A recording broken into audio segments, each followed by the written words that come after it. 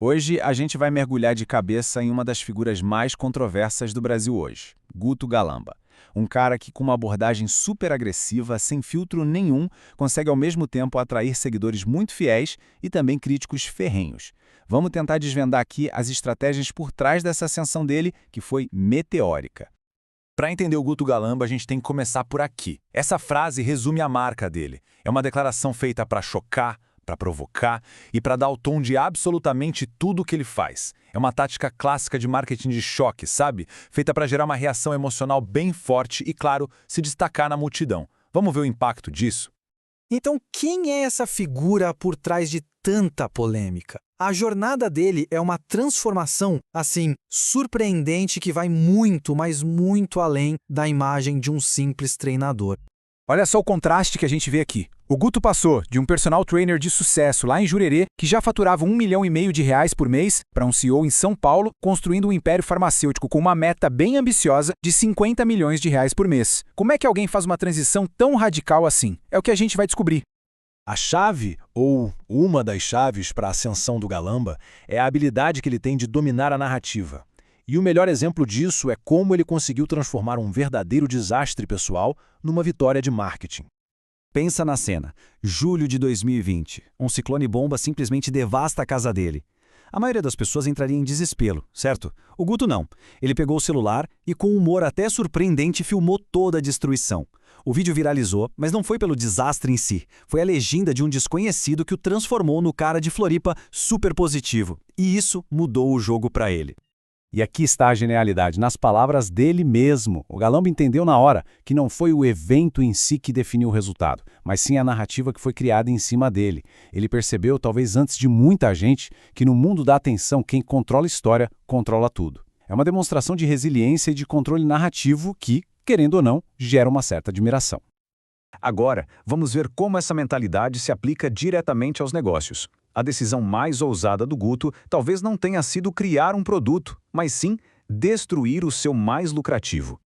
R$800 mil por mês. Era isso que o principal produto dele, o Desafio Tira-Bucho, gerava. Para a maioria das pessoas, isso é o negócio dos sonhos. Mas ele simplesmente abandonou. Por quê? O produto era um sucesso porque era simples. Por só R$ 97, ele prometia um resultado bem específico. Perder 2 centímetros de cintura em 21 dias, tudo com base em 5 pilares do bem-estar. Era uma verdadeira máquina de fazer dinheiro. E isso nos leva à pergunta de R$1 milhão, literalmente. Por que alguém, em sã consciência, abandonaria uma fonte de receita tão poderosa? Seria loucura? Arrogância? Não. Foi pura estratégia. A resposta para essa pergunta revela uma visão de futuro impressionante. O Guto previu a onda dos novos medicamentos para emagrecer, tipo o Ozempic. Ele sacou que isso ia tornar o modelo de negócio dele, focado nesses desafios de baixo valor, totalmente obsoleto. Ele não esperou a mudança acontecer para reagir, ele se antecipou a ela.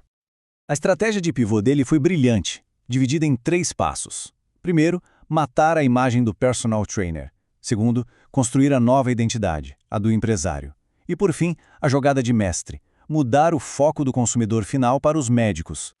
Com uma nova persona e um novo público, veio também uma nova missão, resumida num slogan bem ambicioso que acabou se tornando a base de todo um ecossistema de negócios.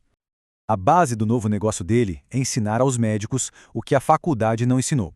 Ele defende que ser bom na parte técnica já não é mais suficiente. O médico moderno precisa entender de gestão, ou seja, de métricas como CAC, o custo de aquisição de cliente, e LTV, o valor do cliente ao longo do tempo. E, o que é crucial, precisa entender de comunicação para construir uma marca forte no mundo digital. E isso tudo se traduz num portfólio de empresas que se conectam.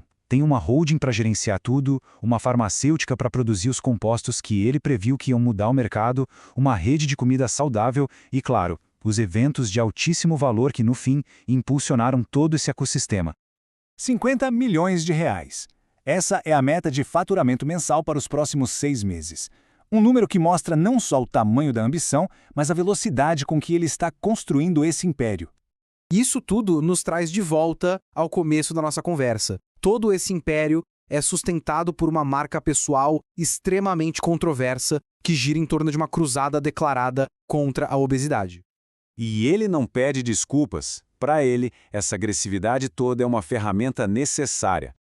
Ele não vê a comunicação dura dele como um ataque, mas sim como um método de choque para, segundo ele, salvar vidas, mesmo que isso signifique magoar algumas pessoas no processo. E ele usa os resultados para justificar os métodos. Ele conta que, depois de um debate com 30 pessoas obesas, a grande maioria teria pedido ajuda a ele. Para ele, essa é a prova de que o método, por mais duro que pareça, funciona. No final das contas, a questão que fica é essa. O Guto Galamba é um estrategista genial que usa a polêmica para cumprir uma missão nobre? Ou os métodos dele acabam causando mais danos do que benefícios? A resposta talvez dependa muito de para quem a gente pergunta. Fica aí a reflexão.